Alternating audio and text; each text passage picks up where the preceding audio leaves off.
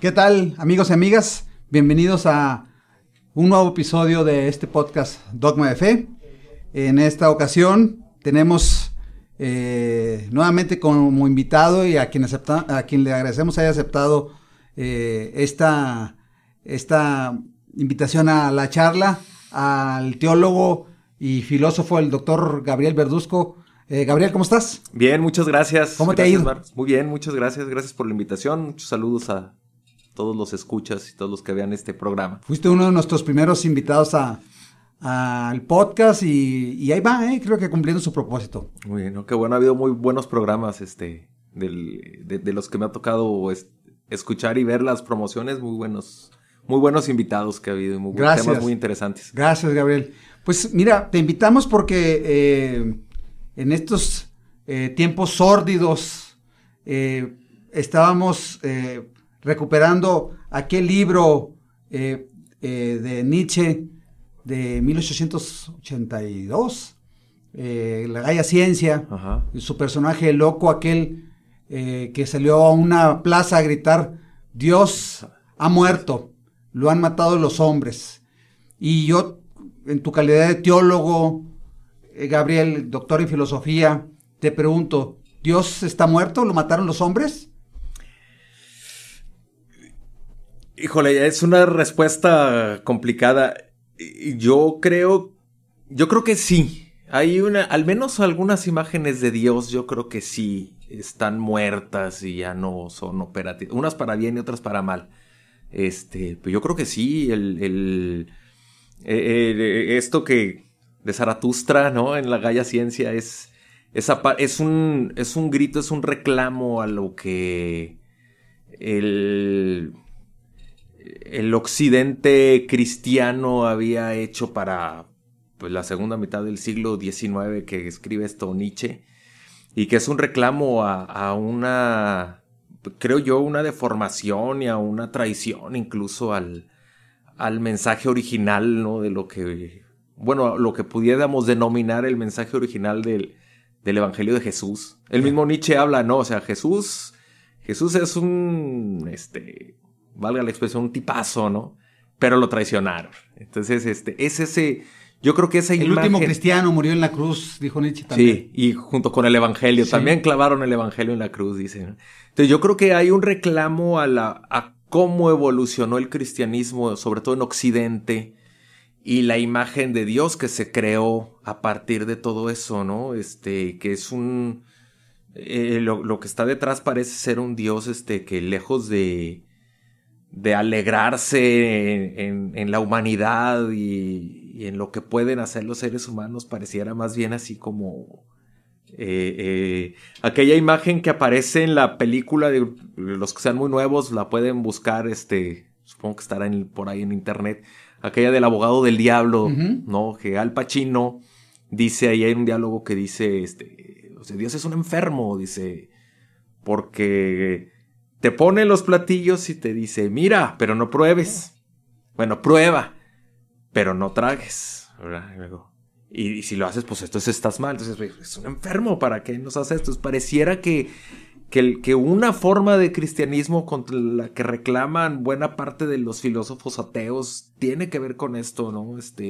Con un Dios, o con una desfiguración quizá de lo que el cristianismo planteaba de que era Dios, y que se ha generado esta especie del Dios policía enfermo que nomás está fijándose a ver qué hace el hombre para castigarlo, y que si no le rinde culto y adoración, entonces, y que eso se asemeja más a una especie de los dioses griegos y romanos de la antigüedad que a otra figura de Dios. Yo creo que ese Dios tiene razón, Nietzsche, cuando dice, pues, los hombres tenemos que matar a ese Dios y que surja el superhombre. O sea, yo creo que ese tipo de dioses que no sirven, que esperamos que intervengan para solucionarnos los problemas, están bien muertos desde hace buen rato, ¿no? Y que uno de los gérmenes ahí donde está puesta esta semilla para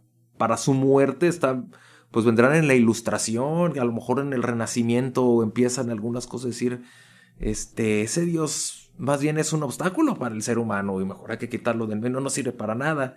No nos resuelve problemas, ni nos ayuda en nada, ¿no? Ni nos hace mejor, entonces mejor lo quitamos, ¿no?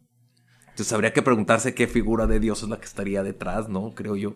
Gabriel, remontándonos al momento histórico de Nietzsche en Prusia, todavía la Alemania prusiana, pues era, vamos, él venía de aprender de una división del cristianismo, y eso es en lo que vivió. También creo que habría que ponernos en el momento histórico de Nietzsche.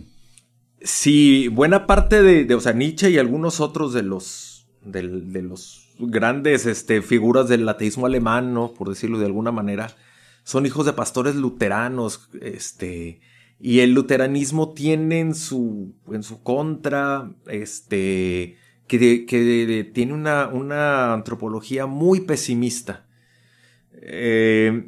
Lutero es un monje agustino, ¿no? Y San Agustín es por querer salvaguardar en una disputa teológica con los pelagianos, ¿no? No con Pelagio, con los pelagianos, sobre en las disputas de libertad y la gracia, San Agustín le carga las tintas a la parte de la antropología, señalando pues que a partir del pecado la humanidad está dañada, que difícilmente o prácticamente no puede hacer nada bueno por sí solo, que requiere pues del impulso de la gracia para... porque los pelagianos estaban en el extremo opuesto, ¿no? El ser humano no requiere de la gracia, incluso puede salvarse sin la gracia, ¿no? Entonces es contra esa tendencia contra la que va San Agustín. Pero se radicaliza la posición antropológica de San Agustín, ¿no? Y con Lutero, y los mismos luteranos lo señalan, ¿no? Lutero, pues al parecer, por lo que escribe y por lo que dicen ahí sus contemporáneos, algo también no traía así... No estaba exacto, digamos. Sí, ¿no? Y no sé cómo pudiera definirse estas especies de tendencias obsesivas, todos somos medio obsesivo-compulsivos, sí, claro, para algo, pero ya cuando esto se vuelve patológico, ¿no? De muchos miedos, de todo lo que haga me va a castigar Dios, y entonces se radicaliza esta antropología de yo no puedo hacer nada, solo me puede salvar Dios, y Dios, pues por ser Dios ya sabe quién se salva y quién no se salva. Entonces esta parte de la predestinación también se radicaliza y dice Lutero, pues lo único que puedo hacer es pedirle a Dios que yo esté entre esos salvados, ¿no? Y actuar como si ya estuviera yo salvado. Entonces, pues realizar el bien, todo ese tipo de elementos morales, ¿no? Pero en realidad es como un volado, ¿no? O sea, es una incertidumbre que a cualquiera volvería loco, ¿no? O sea, tengo que portarme como si estuviera yo salvado y ya de los elegidos para estar en el cielo, pero en realidad no sé si lo vaya a estar. Entonces, ante ese tipo de antropología y ante ese tipo de moral hay una reacción y que se manifiesta de manera peculiar en estos filósofos que rompen con todo eso, ¿no? De una ética y una moral que no me deja hacer nada, que estoy viviendo siempre con el miedo, que me están vigilando, entonces se rompe, en el plano religioso se rompe con todo eso. Y Nietzsche, por ejemplo, radicaliza la postura y no solo rompe con la parte de la religión, sino rompe también con la ciencia de su época, ¿no? Con el historicismo, con Hegel y su progreso, y con él y con el Estado, ¿no? Que dice, Nietzsche porque nos llama mucho la atención esa parte siempre de que es que Dios ha muerto, pero también Nietzsche dice, no, el peor de los ídolos es el Estado, y hiede, y peor los que adoran al Estado, entonces rompe con todas esas Está muy radicalizado. Sí, porque dice, a final de cuentas, no están permitiendo que el ser humano, pues sea todo lo que puede llegar a ser, ¿no? Me llama mucho la atención porque hay por ahí unos comentarios de Nietzsche donde dice, por ejemplo, en el plano religioso, cuando hablan de del Papa Borgia, ¿no? Oh, que sí, este era un depravado y dinerero y que... O sea, para Nietzsche, o sea, era el mejor ejemplo de cristiano. Porque, dice él, amaba la vida. Y amaba lo que es el ser humano y lo que hace el ser humano. El que lo vino a echar a perder todo fue Lutero, lo dice el mismo Nietzsche. Porque se opuso a Borgia y se opuso a ese cristianismo al cual tendía y vino a romper con todo ello, ¿no? Entonces, detrás hay esta idea del el ser humano y todo lo que puede llegar a ser, y que dice Nietzsche, la moral y la religión amparada en Dios, ¿no? En esa figura de Dios, pues lo viene a tirar por los suelos, y por eso tiene que morir Dios, ¿no? Para que pueda realmente el ser humano ser humano, ¿no? Sí, Gabriel, la pregunta que te voy a hacer, contéstamela si quieres o no, pero esta parte de creer en un Dios, ¿sí? Además, como decía Lacan, si crees en Dios, dime en cuál Dios no crees. Uh-huh. Esto ya conlleva, entonces, rechazar toda una parte del mundo y sus creencias, desde mi punto de vista, pero esta necesidad de crearnos un Dios desde los tiempos más antiguos, desde sumerios, fenicios, pasando por griegos, romanos, siempre creándonos un Dios, es de verdad, y creo que puede ser de verdad, Dios existe, Gabriel, o es una construcción social que nos hemos creado ante la soledad en este universo infinito y nuestro paso efímero por él. Yo creo que hay de todo un poco, ¿no? O sea, el creyente va a estar convencido que Dios existe, pero eso es un acto de fe.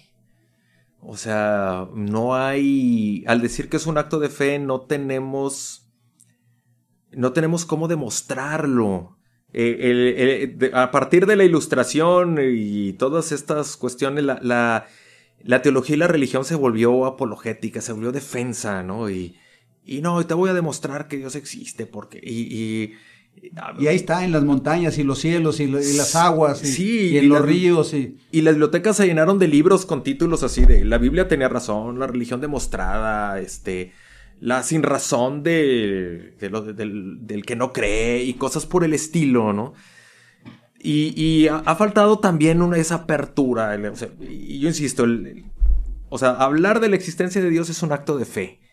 Y no se puede demostrar, creo yo. O sea, porque si nos metemos en... O sea, por ejemplo, lo que hacían los medievales, ¿no? O sea, hay las famosas vías tomistas para la existencia de Dios. O sea, tú puedes reconocer ciertas cosas en la creación, en esto, que te acercan a decir...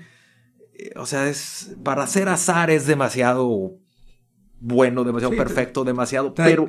Pero nunca da el paso a decir, y esto nos demuestra que, ¿no? O sea, como que es acercarse al umbral y decir, el siguiente paso ya le toca a la fe, no a la razón. Entonces... Incluso, si me permites interrumpirte, Gabriel, la propia ciencia tampoco ha podido decir, y no creo que jamás lo pueda decir, existe o no existe. La versión más aceptada de la formación del universo, en el que estamos, 13.800 millones de años más o menos, es el Big Bang. Uh-huh. Pero, pues, ¿qué creó esa chispa? Y luego los científicos dicen respecto a esa pregunta, bueno, pues es como decir que hay más allá del Polo Norte. Ajá. Tampoco nos alcanza a dar la ciencia, ni nos ha podido dar una explicación a la formación del universo y la presencia del humano en la Tierra y cómo aquí pudo albergar vida. Tampoco la ciencia ha podido responder. Exacto, sí. Y es curioso, ¿no? Que los mismos científicos le llamen partícula de Dios, ¿no? Al bosón de Higgs. Al bosón de Higgs, así es. Al menos que teóricamente es lo que pudo haber suscitado todo eso, ¿no? Y yo creo que, ¿por qué lo planteo de que no podemos demostrarlo? O sea, porque fe y razón Son como las dos vías del tren, o sea, van juntas pero no se tocan. Porque en el momento en el que yo tengo la evidencia, ya determiné mi forma de pensar y de ver, porque no me puedo... O sea, dice el dicho, ¿no? Que cuando digo que la burra es parda es porque tengo... Los pelos de la burra en la mano. Ahí está, o sea, aquí está y no puedo decir que no.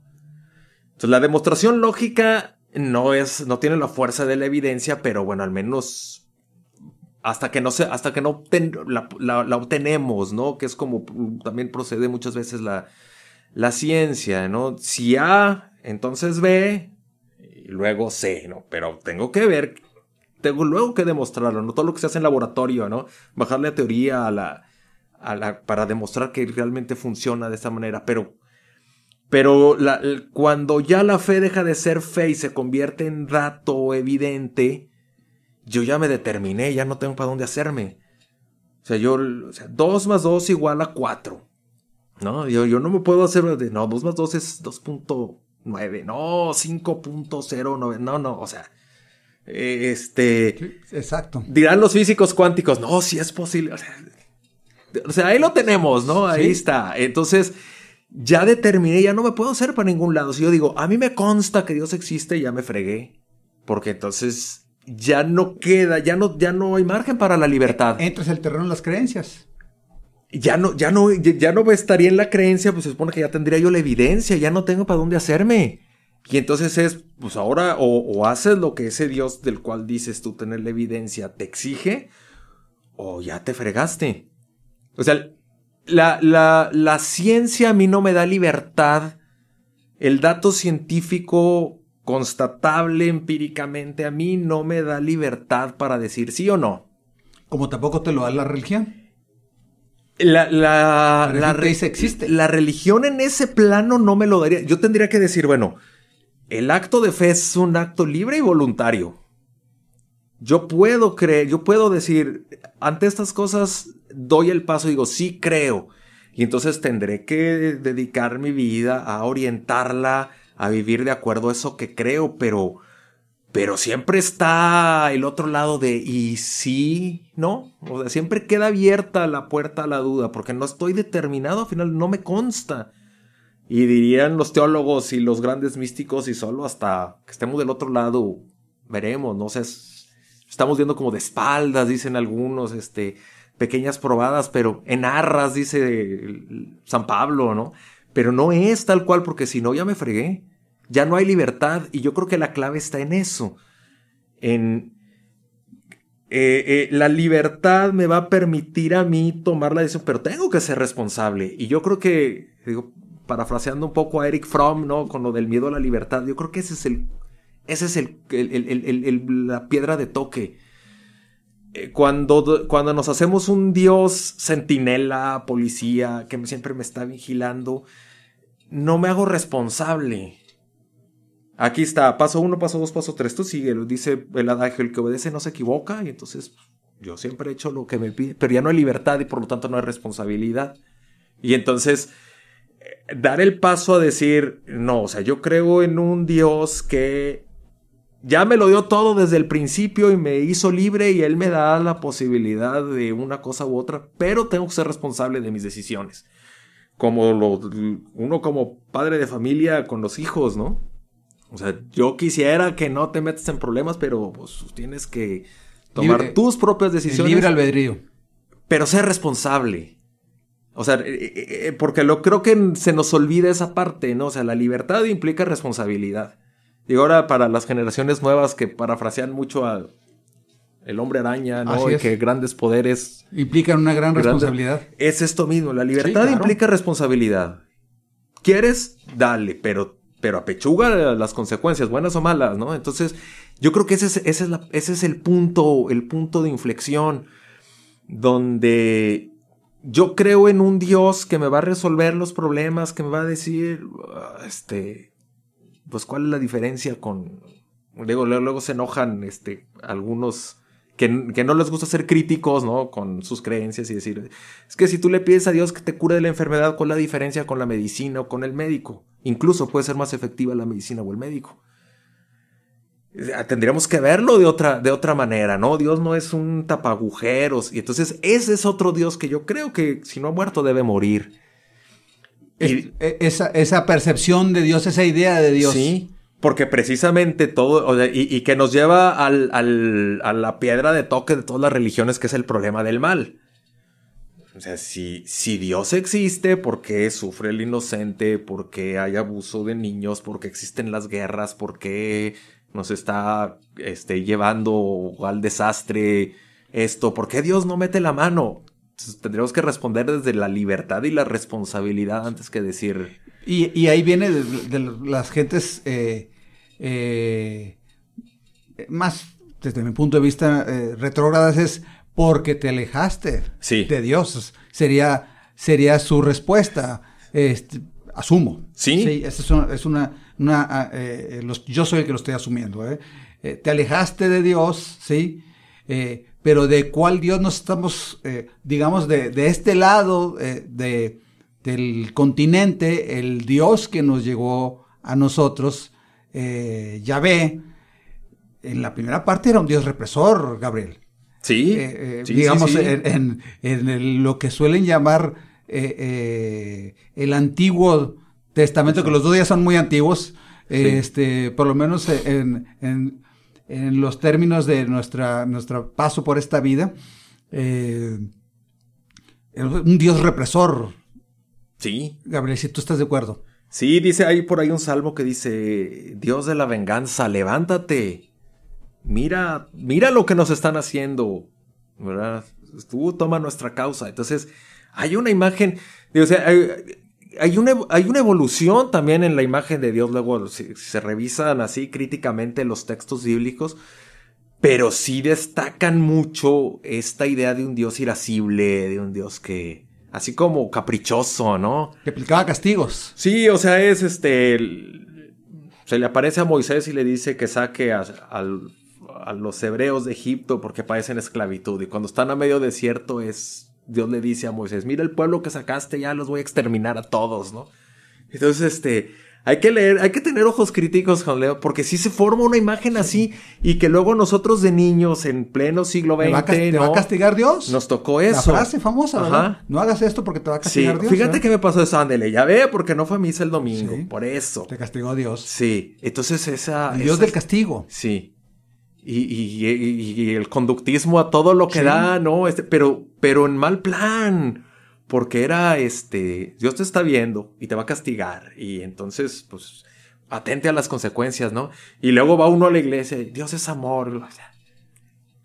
¿Cuál? O sea, a ver, ¿cómo? Es una especie de esquizofrenia religiosa, pero terrible, ¿no? Y entonces, lejos de desarrollar una confianza, una cercanía con esa figura de Dios, del que Dios te ama incondicionalmente, hagas lo que hagas y es total misericordia, nos generan otra idea de tenle miedo a Dios porque no sabes.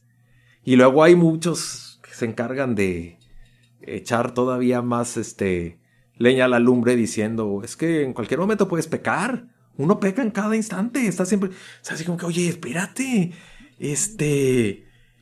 ¿de acuerdo a qué canon, ¿cómo? ¿verdad? O sea, ¿verdad? Sí, o sea, no, es terrible, porque luego le cargan la conciencia a las personas, pero de una manera, gravísima, y quién se responsabiliza de eso, ¿no? O sea, nadie se quiere responsabilizar de siempre tener creyentes menores de edad en cualquier confesión religiosa, ¿no?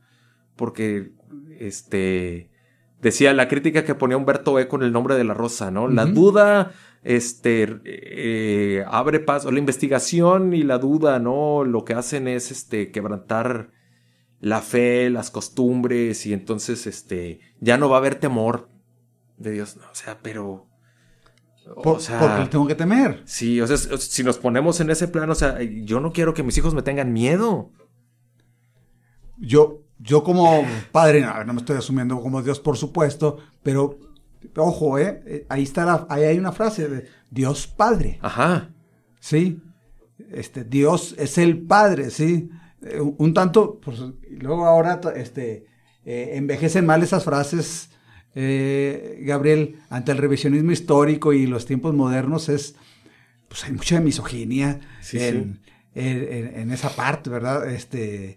Dios Padre, Homo sapiens, todo hombre, ¿sí? Asumimos, ¿sí?, en nuestro imaginario que la figura de un Dios siempre es un hombre, ¿sí? Por lo menos otra vez, estos barrios, ¿no? Sí. En el hinduismo hay 775,000 dioses y diosas, ¿no? Sí. Pero por acá es Dios Padre, un hombre siempre. Que por la preeminencia o prominencia de los hombres y su mandato en el mundo. Sí. Sí, ha habido de ejercicios y trabajos que se han desarrollado del siglo XX para acá, de teólogas, ¿no?, que han hablado, han rescatado algunas imágenes bíblicas de el Dios Padre Madre, ¿no? O hablar de hay una imagen bíblica por ahí en un libro, en el de Isaías me parece que es, ¿no?, que dice, aunque una madre se olvide de su hijo, yo nunca me olvidaría de ti. Entonces, que Dios se compara con una mamá, ¿no? Entonces, decir, Dios es como una mamá también, porque efectivamente nuestra figura del papá está muy marcada también por nuestras culturas y nuestros contextos, así el impositivo, el que... No, aquella clásica también de, cuando venga tu padre, ¿no? Aquel poema de que también le toca a uno la figura del malo, ¿sí?, ¿no? Que la cultura en la que vivimos ha desarrollado y que la mamá es la buena, la que interviene. Entonces, y el que castiga es el hombre. Sí, entonces habría que pensar en el Dios madre o la diosa madre, ¿no? Que luego también se escandalizan es que la revelación no dice, bueno, pero las actitudes de que ama entrañablemente, que te siente en tus rodillas, te acaricia, que se conmueve contigo, al menos en nuestro México nos han enseñado que esa figura como que no le toca al papá, ¿no? Que nos debería de tocar, sí, pero por supuesto, eso no, sí. Pero tendría que ver con esa parte del Dios que nos ama y quiere que lo amemos, no que le tengamos miedo, ¿no?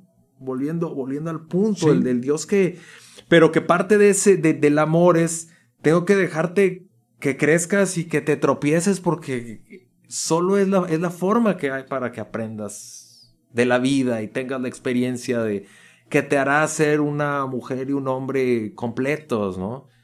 Porque la sobreprotección, yo creo que eso no... Y a veces pensamos en un Dios sobreprotector, ¿no? Que no quiere que hagamos nada, que no pensemos, que no digamos, que no, porque si no atente a las consecuencias. No. Vamos, no sé si estés de acuerdo conmigo, Gabriel, pero en esta parte también represora del Dios, lo que nos enseñaron es, oye, Dios que a su único hijo lo trajo a morir por ti, ¿sí? Entonces, pues tú tienes que corresponderle con amarlo, y bueno, toda la serie de mandatos que nos dan. Por eso, mandatos suena fuerte, pero mandamientos, pues de ahí viene la palabra. Sí. Es un mandato, y no son 9, son 10. Siempre es así hoy con todos los charlatanes es 10 formas de triunfar, sí, bueno, pues aquí hay 10 mandamientos. Uh-huh. Pero otra vez insertándonos durante milenios, Gabriel, esta idea de Dios trajo a su hijo a morir por ti. Sí. ¿Sí? Y quizás tú me puedas explicar, lo platicaba con Sandra, mi esposa, yo que estuve en una escuela católica, nos decían, había una misa, ¿sí? Hay un foco rojo prendido, es que está Dios. Ajá. Entonces yo le decía, entonces cuando no está el foco apagado, ¿no está Dios o qué? ¿Cuál era el significado, Gabriel? Sí, se suele poner una lamparita, donde está el sagrario con las hostias consagradas para señalar, aquí está y entonces que como una señal que, mira, tú sabes que aquí está, entonces, pues, para que vengas a orar, a rezar. Y eso, todos los templos donde está la reserva del sacramento, hay una lamparilla ahí, encendida como esa señal. Es un símbolo, sí. Digo, al final, ¿no? Yo tenía un maestro, don Daniel Landgrave, que ya murió de Hermosillo. Él decía... Teólogo. Sí, biblista, muy bueno él, decía, es que en misa se cae una hostia y inmediatamente van y ponen una campana para que no pisen ahí, luego ya se limpia. Dice, ¿por qué no ponemos una campana donde está el pobre tirado en la banqueta, el que se quedó ahí? Dice, porque al final de cuentas también esa es una presencia y tiene razón, ¿no? Tiene razón. Y es que esa es la parte que yo creo que se nos ha olvidado y que no nos han enseñado porque resulta muy incómoda. Es más fácil, me parece que es muy cómoda la otra parte de decir, sí, amo a Dios, ¿verdad? Y rezo y me hinco y todo lo demás. Pero en el examen cotidiano de cuando me encuentro con el otro, qué difícil es. Bueno, sí. Qué complicado. Y volviendo a lo de la asociación, sí, ¿no? Sí, es como dice la frase, trata de amar al prójimo, ¿verdad? Ya me dirás el resultado, ¿verdad? Exacto, porque es que ese es el punto. Y los teólogos latinoamericanos de la liberación, no recuerdo ahorita quién de ellos es el que escribe, que ese Dios es parafraseando a Nietzsche, ese es el Dios que debe morir, el Dios aspirina, el Dios que me va a sacar de problemas sin yo involucrarme, el Dios al cual cada que se me atora el asunto voy a pedirle para que, entre comillas, rompa las leyes de la naturaleza, ¿no? Para hacer un mundo y una vida a mi gusto y a mi estilo. Y volvemos al punto de Cristo que muere en la cruz y era la gran pregunta, o sea, Él le grita que no quiere morir y Dios no responde. Y es la experiencia, yo creo que de todos nosotros, que de repente ante ciertos problemas, la pandemia, la guerra, la muerte de inocentes, o sea, ¿dónde estás? O sea, ¿por qué no metes la mano? O sea, si existes, ¿por qué no? Pero a lo mejor es porque quiero que intervenga como a mí me gustaría verlo, ¿no? Que sí. De repente mágicamente desapareció todo, se solucionaron y ya, pero yo no tuve que hacer nada. Y lo que dicen unos es, no, o sea, es que ya lo está haciendo, pero ahora te toca a ti. La pelota está en tu cancha, ahora te toca, ¿qué es lo que te toca hacer? O sea, es que la pandemia y estamos encerrados y ¿por qué Dios no hace algo? ¿Qué es lo que te toca hacer a ti? Si aquel se quedó sin trabajo y tú, ¿qué vas a hacer por el que se las está viendo negras porque se quedó sin jale, porque radicalizaron, ¿no? Las clases sociales, la pandemia, los ricos son más ricos, los pobres son más pobres. Mucho más pobres. ¿Y tú qué vas a hacer, no? O nada más vas a esperar que ya nos vacunen para volver a mi vida de todos los días y me olvido del problema. Y decían ellos, ese es el punto. Dios ya lo está haciendo. Entonces, el Dios que debe morir y ojalá que esté bien muerto es ese que queremos que intervenga puntualmente cada que a mí se me ocurre, cada que se me atora la carreta y tengo problemas, para que venga a resolvérmelos. Pero yo no me quiero meter. Y entonces, pues voltea a ver el relato donde pues a Jesús no lo bajó de la cruz y sería una verdadera traición a ese Dios del Evangelio decir que no se involucró, ¿no? Entonces decían estos teólogos, nos toca a nosotros bajar a los crucificados de la historia, ¿no? Al pobre, al marginado, al que siempre han ninguneado, al inocente que sufre y que eso involucra transformar nuestra sociedad, meternos a ver cómo se resuelven los problemas sociales, y es meternos en problemas, pero nadie se quiere meter en problemas, ¿no? Nuestra sociedad, todos somos, ¿cómo se dice? Los grandes críticos y activistas de café y de redes sociales, sí. Pero en los trancazos en la vida cotidiana, la gran mayoría le saca la vuelta, ¿no? Bueno, y además, Gabriel, posterior a Nietzsche, después de su muerte y de esta que se asumió Dios ha muerto, Pues creo que la Ilustración produjo seres humanos que crearon Auschwitz, 2 guerras mundiales. Sí. Tampoco, digamos, en esta parte de dejarlo todo a la razón y no a la creencia, pues tampoco hemos actuado muy razonablemente. Exacto. Sí, mira lo que le hemos hecho al planeta. Guerras, 2 guerras mundiales brutales. Después de toda esta corriente filosófica que estaba dando la razón a Nietzsche, sí, Dios está muerto, lo mató el hombre, pues pero el hombre también mató al hombre. Sí. Y sigue matando al hombre, ¿sí? Creo que la Ilustración suena muy romántico. Oye, mira el periodo de Ilustración, todos los avances, pues sí, entre esos avances fue la industria militar y la ambición de los hombres entre la Primera y Segunda Guerra Mundial y las guerras sucesivas. Sí. Dice Paul Ricoeur es el que llama a Nietzsche junto con Freud y Marx, los llama maestros de la sospecha, ¿no?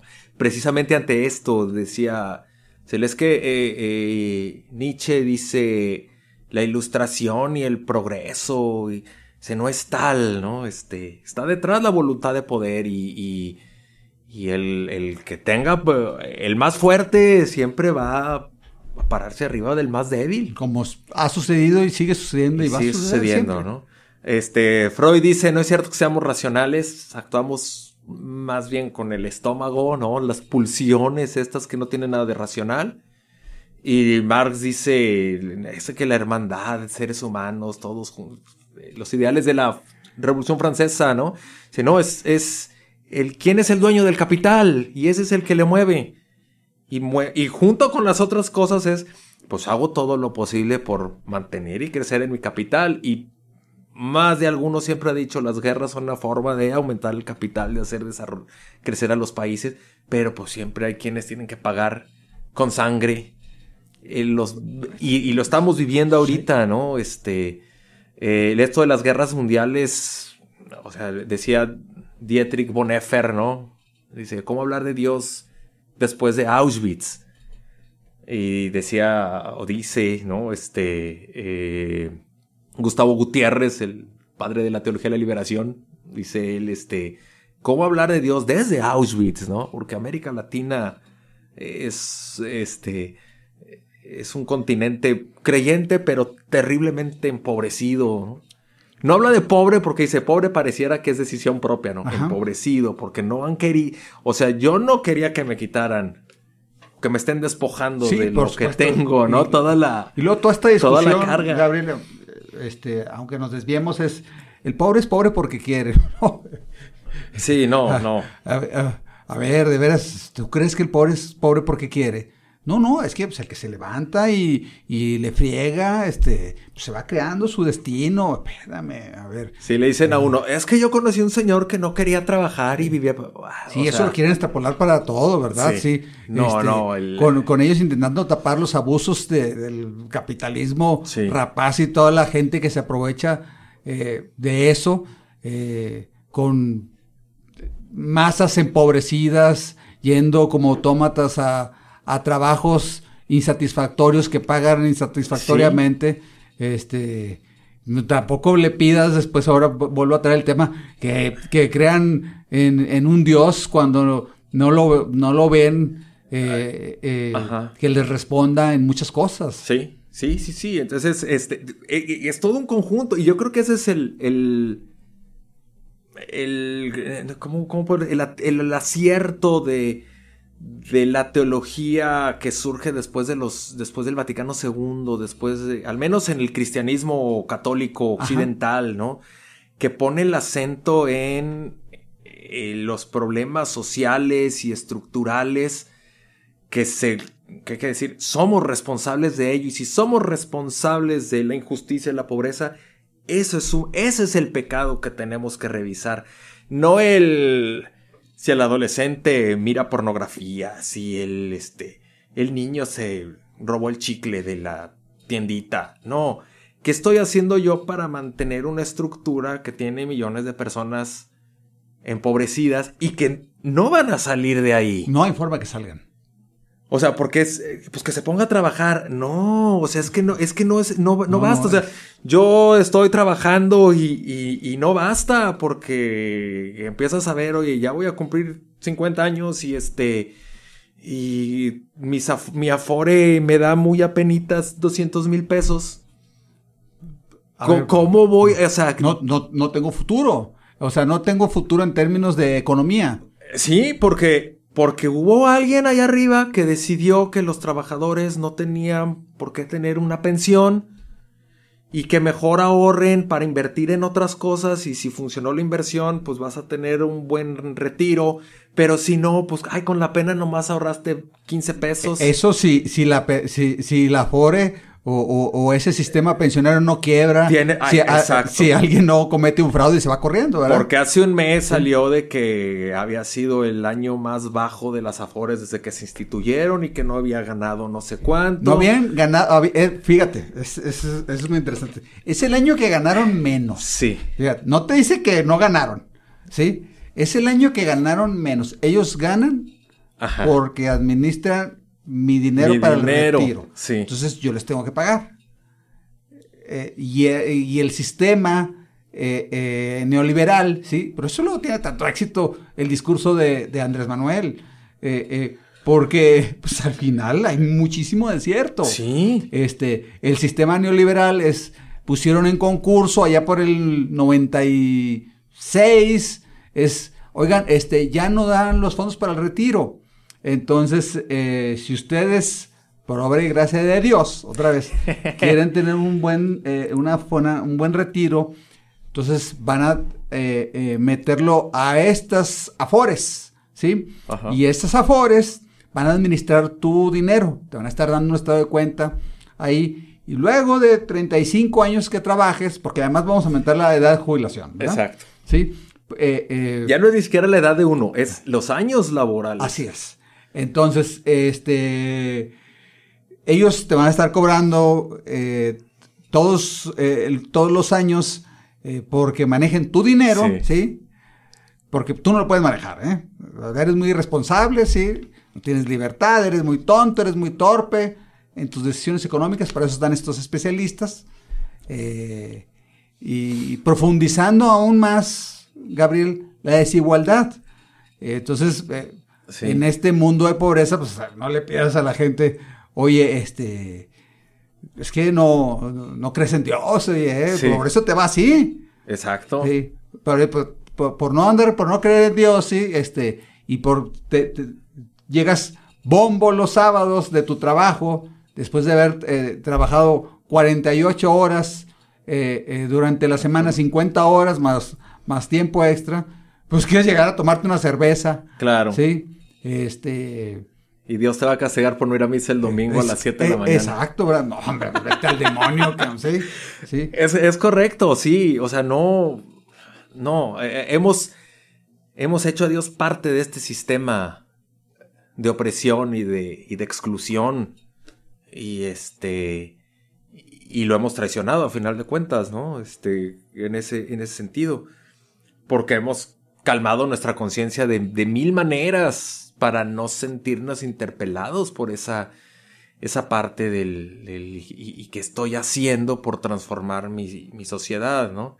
Porque también nos han vendido la idea de, ya estás hablando de política, ¿no? Es que, ¿por qué? Digo, ahora recién que había llegado Raúl Vera aquí en Saltillo. Es que él habla de política, nada más habla de política, ¿no? Que se regrese a su capilla, que no se meta en los temas públicos. Ajá.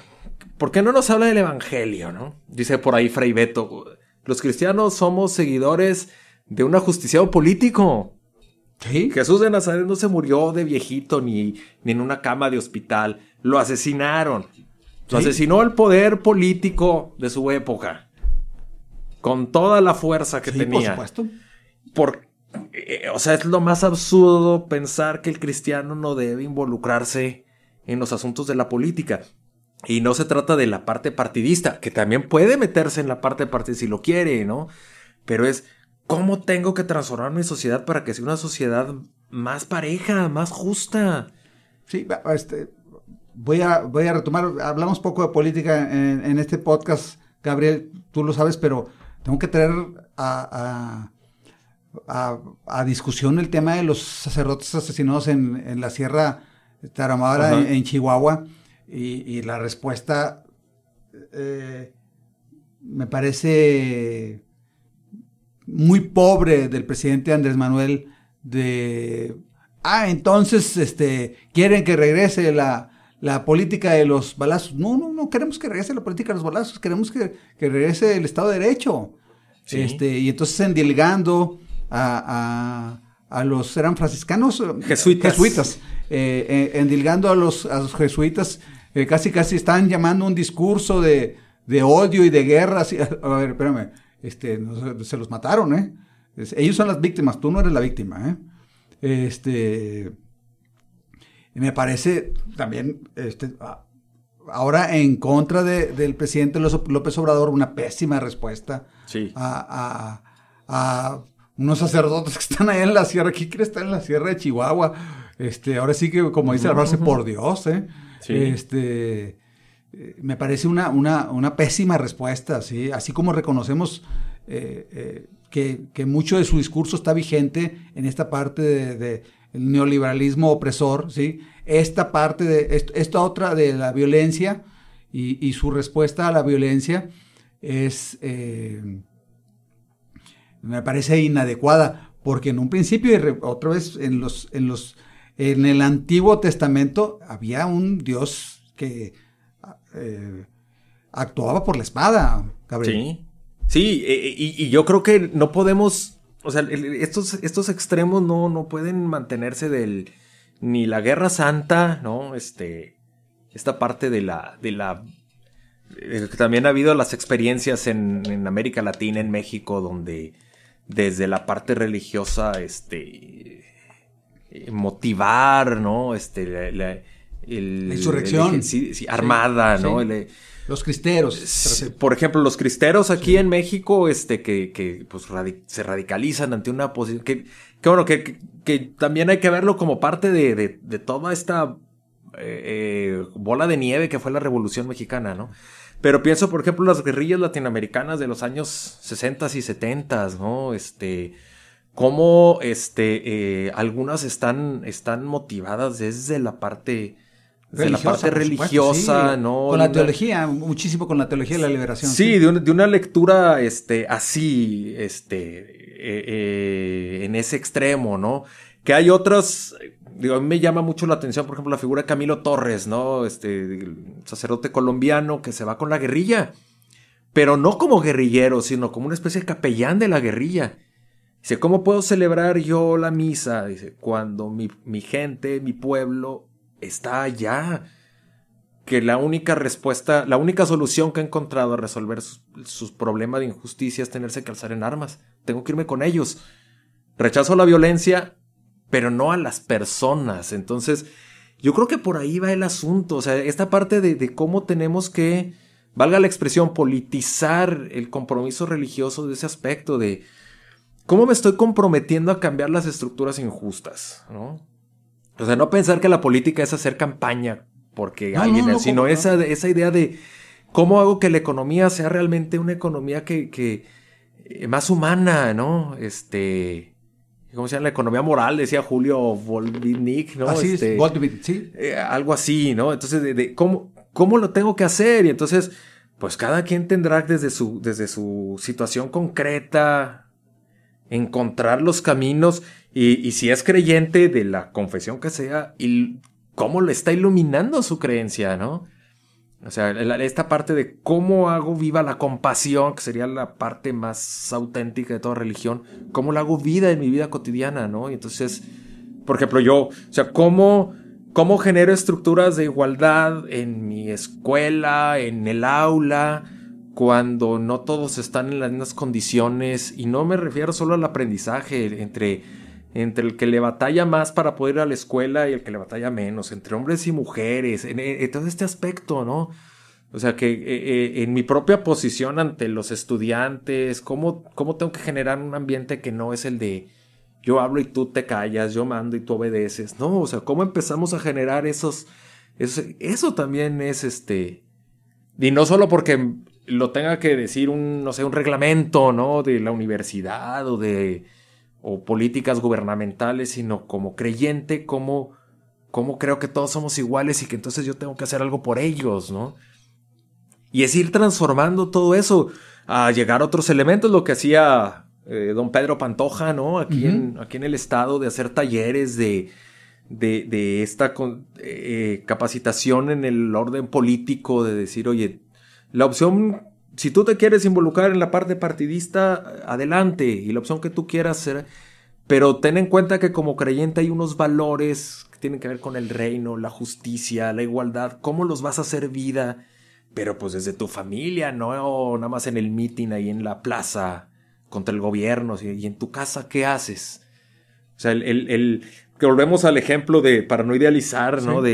Sí, el obrero que llega después de toda la semana de turno de tercera a su casa y que entonces siente que tiene el derecho de gritonarle a todos y de que lo atiendan. Y viene una buena parte de la violencia intrafamiliar. Y entonces, a ver, pero como creyente, ¿cómo estás viviendo la dinámica de la familia con estas condiciones, no? Sí, Gabriel, pero ¿cómo le dices a esa persona? Aplica un sistema de valores cuando la velocidad y la necesidad de ingresos y la falta de ingresos con los cuales no tenemos satisfactores, ¿sí? Ya ni siquiera el mínimo indispensable para vivir con dignidad. No te lo da un trabajo diario, sí, te lo dan 2 trabajos, para más o menos ir saliendo. Me parece que desde los cultos, cualquiera que sea, es muy difícil exigirle, oye, es que tu sistema de valores está fallando. Sí, yo creo que tendría que haber un ejercicio de decir, o sea, tú en tu situación concreta, o sea, porque también sería, creo yo, que otro elemento que hay que cancelar y cómo desterrarlo. Digo, yo pongo el ejemplo de yo en el salón de clase. O sea, la parte paternalista de, mira, yo te voy a enseñar a hacerlo, yo te voy a decir cómo lo puedes resolver. Sino, tú, desde tu realidad, ¿cómo tendría que ser? ¿No? O sea, porque yo creo que a lo mejor esa persona también dice, pues no está padre, no está bien que yo le gritoné a mi hijo si nunca lo veo, y cuando lo veo en la casa le gritoné, porque también el del otro va a venir la respuesta igual, claro. ¿No? Entonces, ¿cómo tener que hacerlo? Yo creo que yo no tengo una respuesta así como receta, decir, papás tienen que hacer esto, mamás hagan esto otro, los hijos. No, sino en esa situación específica los involucrados tendrían que hallar las formas de resolver, ya sabiendas que es conflictivo el asunto, claro. ¿No? Pero que hay esperanza de hacerlo. Creo yo que ese sería el punto de decir, o sea, yo respeto tu situación, no vienes de trabajar y te voy a cargar otra vez de problemas porque aquí no, sino cómo se pudiera estar realizando. Yo quiero tener la esperanza de que se puede hacer algo, ¿no? Que se pudiera generar algo, que ayude a todos a una vida más, más llevadera, ¿no? Ya no digamos lo otro. Porque si no, yo creo que el anclarnos en el pesimismo, pues es volvernos a ley de la selva, ¿no? Y entonces el que grite más fuerte gana y el que pegue más fuerte. Y sobre eso mismo que mencionas, Gabriel, de la ley de la selva, ¿cómo te imaginas tú un mundo con Dios y sin Dios? ¿Sí? Un Dios en el que, por lo menos el Dios de las creencias de esta parte del mundo, impuso un sistema de valores que, por supuesto, no se respeta, pero ahí está. Es un Dios al cual temer, ¿sí? Y otro en los humanos, y lo repito, ¿sí? Razonando, que la razón no se ha llevado a ninguna parte, ¿sí? Razonando, hemos oprimido a nuestro semejante, razonando nos hemos acabado nuestros recursos naturales, razonando hemos creado cualquier cantidad de conflictos bélicos, y razonando más del 60% de la población de este planeta vive en pobreza extrema. Híjole, hace 20 años, cuando se hacía el modelo diagnóstico de la diócesis de Saltillo para ver cuál era su problema fundamental al cual atacar, valga la expresión, el resultado de esos trabajos quedaba en que el creyente vive como si Dios no existiera. Entonces, a partir de eso lo planteo, no hay gran diferencia en decir, pues Dios existe y nos dio una serie de valores, pero no les hacemos caso a pues Dios no existe y hagamos lo que... A final de cuentas, creo que, o sea, la diferencia no... malamente el mismo sistema construido. Al final, en el último momento, arrepiéntete y Dios te va a perdonar porque es bueno. Te pasaste 80 años de tu vida fregando a la gente. Entonces, algo está mal ahí. Ese Dios también, así como que un Dios que te permitió toda tu vida portarte pésimo con la gente, y en el último instante, como me arrepentí, borrón y cuenta nueva. Yo creo que tampoco va por ahí el asunto. Entonces, vuelvo a lo que decía hace rato. Yo creo que tendríamos que entender que la responsabilidad es de nosotros y que Dios está detrás apoyándonos, que Él ya nos lo dio todo, ¿no? Y que entonces toca a nosotros decir, a la hora de rezar, no es, ay Dios te pido, no, sino yo me pido a mí mismo, ya déjate de tonterías, déjate de tu falsa comodidad, ponte a hacer lo que te toca. O sea, insisto en esa parte de que ahora está en nuestra cancha la pelota y nos toca resolver porque Dios ya está haciendo lo que le corresponde. Entonces, y yo creo que va por ahí, porque de lo contrario, pues no hay gran diferencia con lo que hemos hecho con el mundo, con el planeta, con la sociedad. Pues ahí vamos derechito al abismo y no queremos esperamos como que venga de fuera la solución, la que sea, ¿no? Dios o los alienígenas o encontrar otro planeta ya donde nos vayamos, porque ya lo desbaratamos, cuando en vez de decir, ¿por qué no nos detenemos antes de que lleguemos a ese punto? No, es que no quiero dejar mi estilo de vida, no quiero. Entonces, el problema no es Dios, el problema creo que somos nosotros, y que nos hemos hecho un Dios a nuestra medida. Ese es el problema, ¿no? Y yo creo que ese no es Dios. Y yo creo que ese no es Dios, ese es un ídolo. Un Dios que me tranquiliza la conciencia cuando quiero, como quiero, que hace lo que yo cuando no quiero. Ese no es Dios, eso está hecho muy bien a mi medida, ¿no? No me vengas a hablar, había una señora que decía, no me vengan a hablar a mí de los pobres en la misa. Yo quiero que me hablen de las cosas bonitas, ¿no? Entonces... Digo, a ver, no está mal, pero es que, o sea... la pobreza está allí, no se puede ocultar, sí. Y es la primera señal, el primer motivo de la desigualdad, sí, y de la violencia y de las injusticias, sí. Entonces, a ver, no le endilgues a Dios, sí, de tus creencias esa responsabilidad, porque tú con tus acciones estás ayudando a que sea agrande la brecha, ¿verdad? Exacto. O sea, si yo vivo en un fraccionamiento súper exclusivo, bardeado, con guardias, donde adentro todo es belleza, porque detrás de la barda no veo lo que está pasando ahí, pues claro que me va a resultar incómodo cuando salgo y si me hablan de que hay gente que está muriendo de hambre. En el pleno siglo XXI, gente que muere de hambre. Como dice la señora, háblame de cosas bonitas, sí. ¿verdad? Sí. Entonces, no, a mí dígame que Dios la es amor. Virgen de Schoenstatt Sí. es maravillosa y hermosísima, ¿no?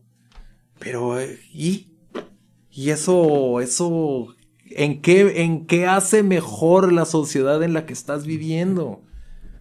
No, o sea, híjole, es que es un tema bien, Bien complicado. Sí.